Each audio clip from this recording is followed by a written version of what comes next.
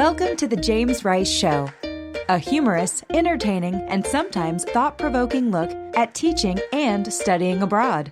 Join the conversation as James guides you through his experiences and provides insights into how to improve your English and how to improve your teaching of English. And now, here's the man you've been waiting for, James Rice. Hello, students and teachers. Welcome to the James Rice Show, and I'm enjoying an extended vacation, but I've prepared for you some amazing content that I hope you will enjoy coming up next on the James Rice Show.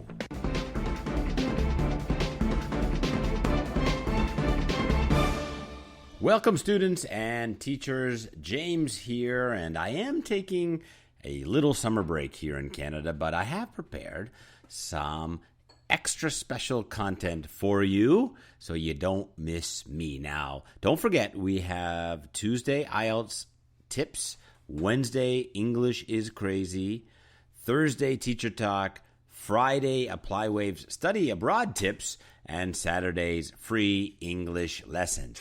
Whew, yeah, so now you know why I need a break. So I want you to enjoy this special episode that we've prepared for you. I'm going to give you two segments here. The first segment is how do you keep your English? I recorded this back when we first started our podcast, so you may not have heard this one. This is about 2 years old, and I'm also going to give you an idiom of the week. So students, stay around for the idiom of the week later on, and enjoy. And I will be enjoying my vacation. Coming up next, how to keep your English. Have you downloaded the Study It ESL textbooks yet for your classroom? The Study It textbooks are the first ever digital and interactive textbooks. Once downloaded, Wi-Fi is no longer required. Each book contains video and audio exercises, detailed grammar keynotes, reading and writing assignments, and amazing speaking projects. Grammar, conversation, pronunciation, business English, and listening textbooks are available. Visit www.studyitbooks.com for more information. Okay, students, it's time for your English tip of the week. Okay, so the number one question that I have received over the last 20 years of teaching English and writing textbooks and training teachers is how can a student maintain or keep the level of English that they get in when they return to their country. So after studying abroad, usually, hopefully, if you've been studying, your English is very, very good. It reaches a very high level. Maybe super advanced, maybe native speaker-like, but maybe you've gone from beginner level up to the upper intermediate level. Oh, getting a phone call on my phone. Sorry about that. So how do we maintain that level of English when you go back to your country? And you know what? It is not easy, number one, and oftentimes I would say 90% of the time it is not possible to keep that level of English. Just being realistic. You are in an English-speaking country, whether it's Canada, America, Ireland, England, and you're surrounded by English, naturally your English level is going to be at its highest. When you return to Brazil or Russia or Japan, your English level is going to go down. That is a fact, and that is nature. However, you are not going to just forget your English. It is going to remain in your brain. It is there. It is somewhere inside. I remember when I traveled to Japan last year, and I hadn't been to Japan in, 15 years maybe. When I returned to Japan last year, at first, I couldn't remember any of my Japanese, but the longer I stayed in Japan, everything started to come back to me, and I started to remember words and expressions and phrases that I had learned in Japan. So it was there in my brain. I hadn't lost it, but of course, I wasn't using Japanese. So I forgot a lot of my expressions in English that I had learned, or Japanese that I had learned. So the same thing is happening to you when you go back to your country. You are going to lose your English naturally. But we want to try to help you to keep and maintain that English level. So how do you do it? Well, I'm going to give you some obvious ones first. These are very easy ones that you can do. First, of course, is listening to podcasts. Okay, I love podcasts, and part of the reason why I started this podcast was to help people after they have returned to their country, so that you can continue to listen to me or get used to using podcasts, and maybe from this podcast, you can reach out and look for other podcasts in English that interest you as well. Podcasts are great.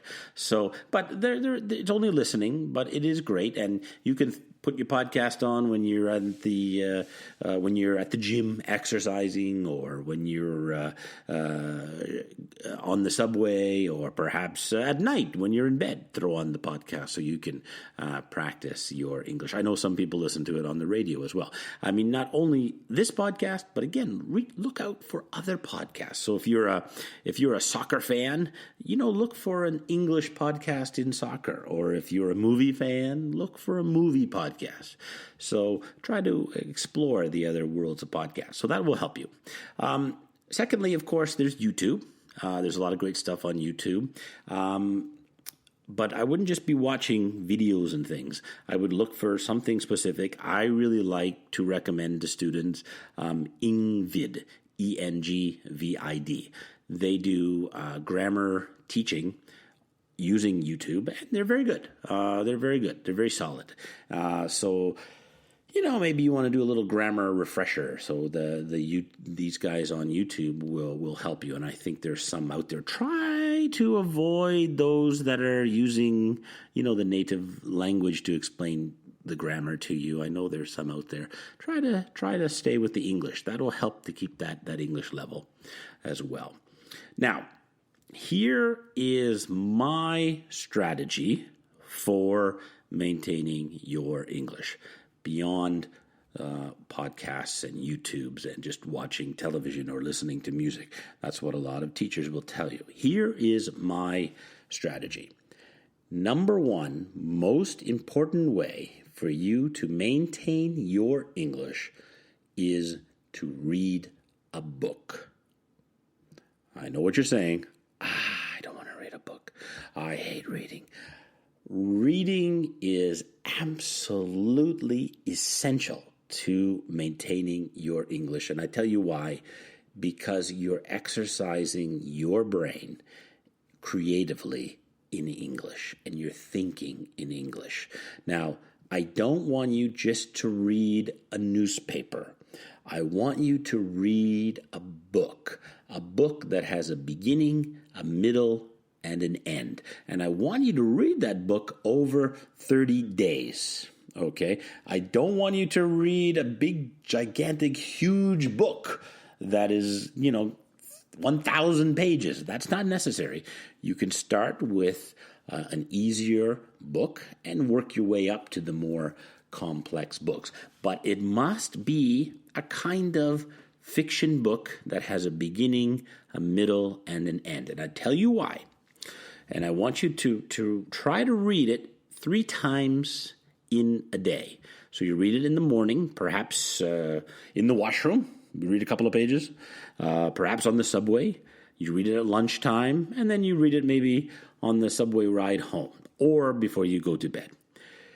The reason why I want you to do it this way is because it will keep your brain thinking in English. So you have to remember the story every single day as you progress through the story. So you'll read in the morning a little bit, and you'll have to remember back at lunchtime what you read in the morning and what happened in the story the day before or the 2 days ago. So you need to exercise your brain thinking in English. You're not speaking, I understand, you're not listening, but your brain is actively remembering what happens in this story. And as you read through the story, you will remember back. And it's important that it's not a big story because you don't have a lot of time, so you want to be able to read it in 30 days. So your brain is active.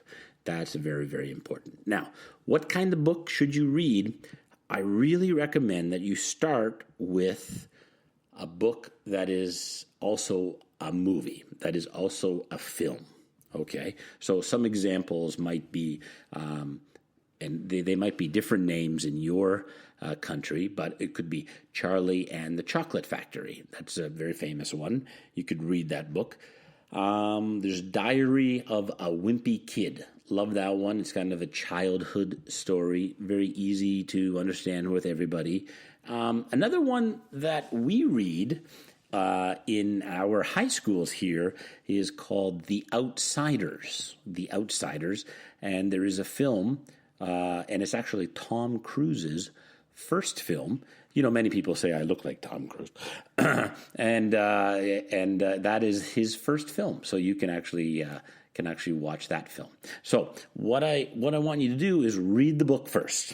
Okay, read the book first. Then I want you to watch the movie with no subtitles. Okay, so you've read the book, you kind of know the story, and then I want you to watch the movie with no subtitles. No subtitles, very important. See how much you can catch, how much you can understand, because you've read the book now, you're watching the movie now. And then the third step is to watch the movie again with the subtitles. Okay, so you can watch the film again with the subtitles. And fourth, if you can, try to reread the book. Okay, try to reread that book and get through it again and see. Now you can visually put the words together with what you have seen in the movie. So this is kind of the strategy that I recommend to you to maintain your English. Read a book, not a newspaper. Why? Because there's a beginning, middle, and end. Now, newspapers, I don't recommend reading newspapers because generally you read the newspaper, it has a lot of vocabulary that is very difficult, and it's not vocabulary that we use every day. It's vocabulary related to politics or related to economics or something that's just not common English. However, if there is a big dramatic story going on, you can certainly follow that story in English. So I'm just thinking off the top of my head, which means I'm just thinking quickly, would be like O.J. Simpson. That was a big story. It went on for a year. So if you can follow that big story in English, that can be helpful because there is definitely a beginning, a middle, and there will be an end to that story. So you could read that every day in the newspaper. I will accept that.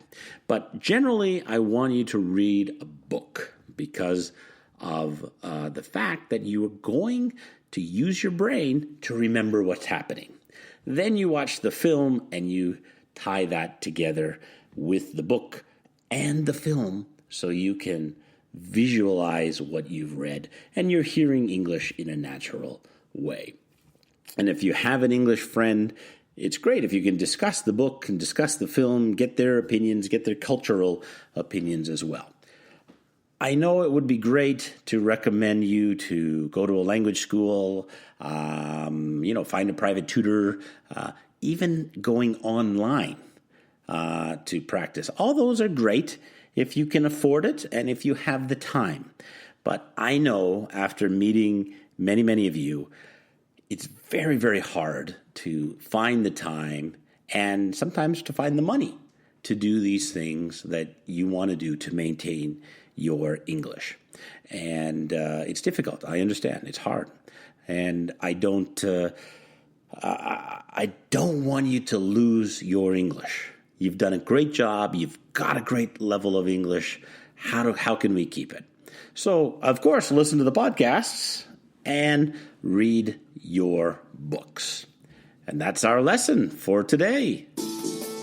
The Study It textbooks are the first ever completely digital and interactive English as a second language textbook series.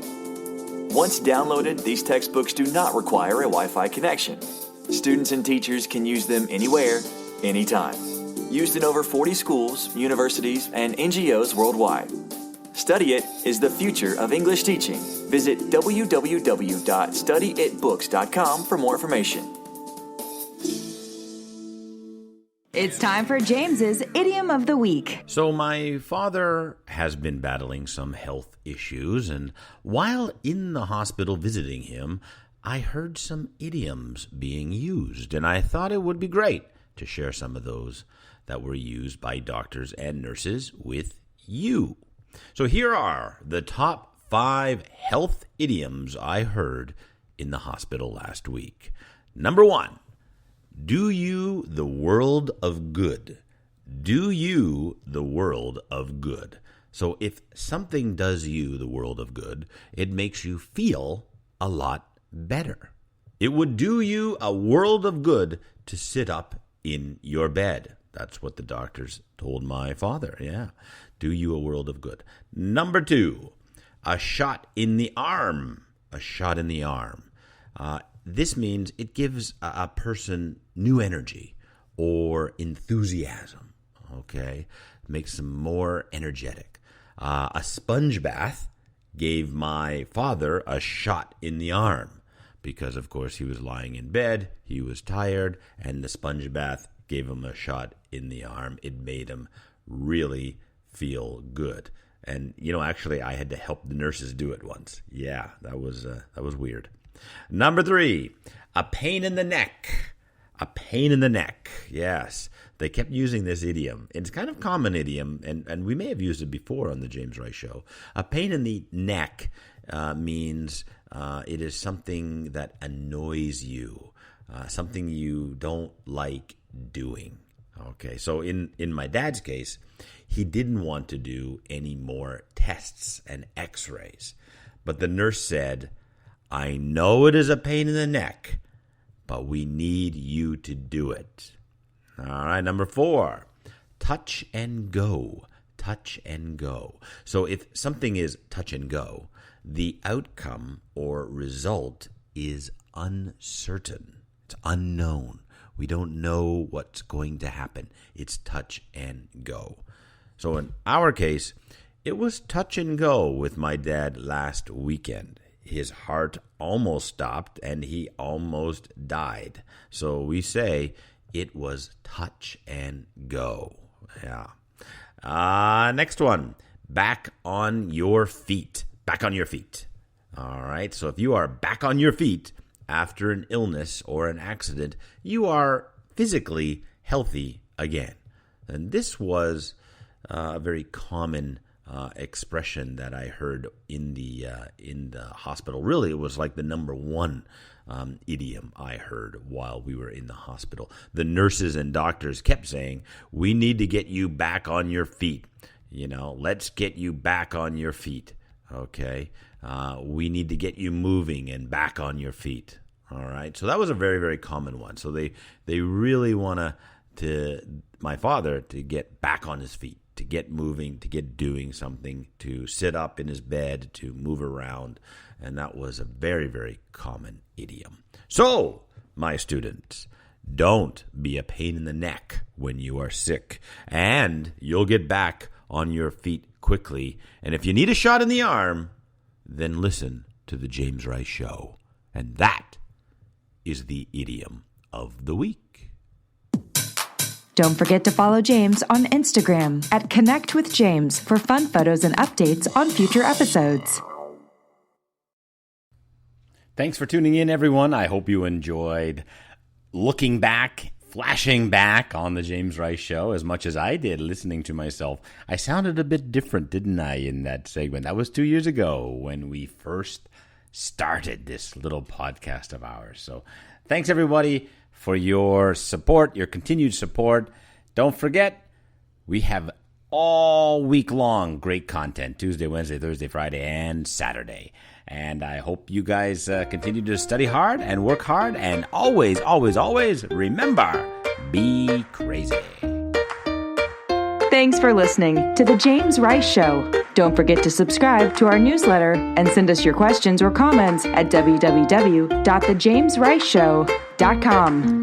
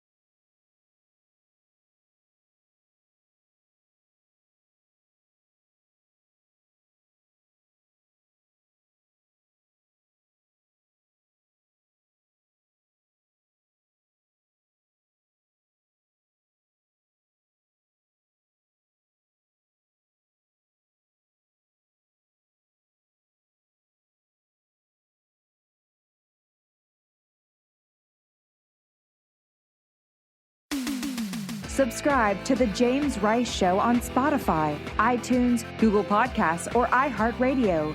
Don't miss an episode.